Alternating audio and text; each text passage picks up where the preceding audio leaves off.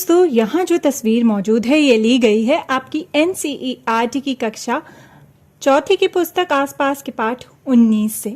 तस्वीर में जो यह लड़का है जो कुछ तो वो घास के साथ कर रहा है, शायद घास खींचने की बहुत कोशिश कर रहा है। इस लड़के का नाम है अब्दुल। तो चलिए जानते हैं अब्दुल से कि आखिर वो क्या कर रहा है यहाँ पर। अब्दुल छुट्टी के दिन बगीचे की देखभाल में अपने अब्बू की मदद करने गया। तो वो अपने अब्बू की मदद कर रहा है बगीचे में। अब्बू आज मटर की क्यारियों में से सूखे पत्ते और जंगली घास निकालकर एक जगह जमा कर रहे थे।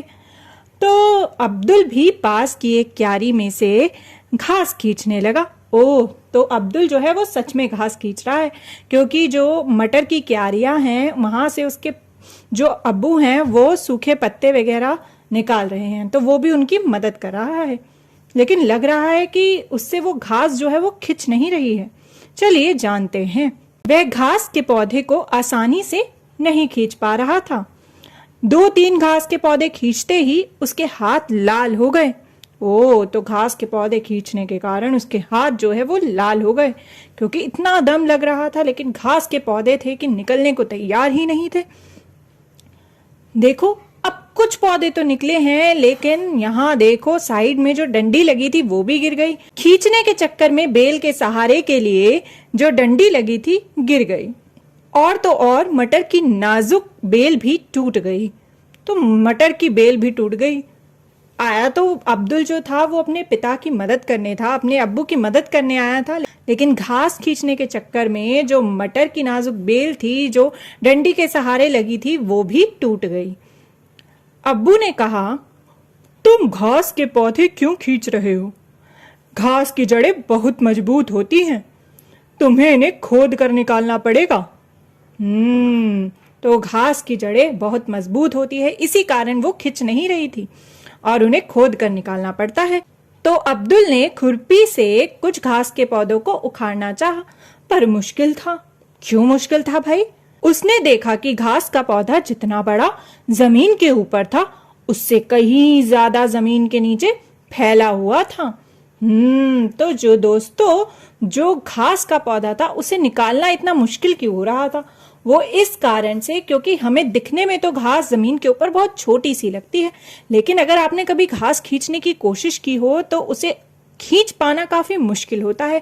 जैसे अब्दुल को काफी मुश्किल आ रही थी, क्योंकि उसकी जो जड़ें होती है वो कई ज्यादा जमीन में फैली होती है। ऊपर तो वो छोटा सा दिखता है, पर उसकी जड़ें बहुत मजबूत होती हैं, पतली सी, और वो बहुत अंदर तक जमीन में फैली होती है। यहाँ तक कि खुरपी से जब उसने उसको खोद कर निकालना चाहा अब्दुल ने, तो भी काफी मुश्किल हुई, क्योंकि उसकी जड़ें काफी अंदर तक फैली हुई थी। तो दोस्तों यह देखिए, यह अब्दुल के हाथ में है घास का पौधा, और जहां पर ये एरो है, ये तीर है, वहां पर है घास की जड़ें, यानी कि रूट्स ऑफ द ग्रास। तो यह है घास की जड़ें। देखिए कितनी पतली और गहरी हैं, इससे भी ज्यादा गहरी होती हैं घास की जड़ें। तो दोस्तों हमने घास की जड़ों के बारे में, रूट्स ऑफ द ग्रास के बारे में क्या क्या जाना? एक तो यह जाना कि घास की जड़ें बहुत मजबूत होती हैं। Roots of the grass are very strong, बहुत ज्यादा स्ट्रॉन्ग होती है, तभी तो अब्दुल को उन्हें खींचने में कितनी दिक्कत आ रही थी। इसके अलावा हमने जाना कि घास का पौधा जितना बड़ा जमीन के ऊपर होता है, उससे कई ज्यादा उसकी जड़ें जमीन के नीचे फैली होती हैं। जैसे कि हमने यहाँ भी देखा था कि अब्दुल को इसी कारण से दिक्कत आ रही थी। तो the roots of the grass plant are longer and much more spread out than the part of the plant above the ground. तो जितना हिस्सा हमें घास का जमीन के ऊपर दिखता है, उससे कई ज्यादा हिस्सा घास का जमीन के नीचे मौजूद होता है और काफी स्ट्रॉन्ग होता है। तो दोस्तों हमने क्या देखा? हमने देखा घास की जड़ों को। हमने जानी कुछ बातें घास की जड़ों के बारे में, यानी रूट्स ऑफ द ग्रास। क्या जाना हमने? एक तो यह है कि वो होती हैं बहुत मजबूत, यानी कि स्ट्रॉन्ग, और दूसरा हमने यह जाना कि घास की जड़ें होती हैं बहुत ही गहरी, यानी कि डीपली स्प्रेड, अंदर तक फैली हुई होती है। तो दोस्तों क्या आपने अपने आसपास घास देखी है? और क्या आपने घास की जड़ें देखी हैं? होती है ना वो मजबूत और गहरी।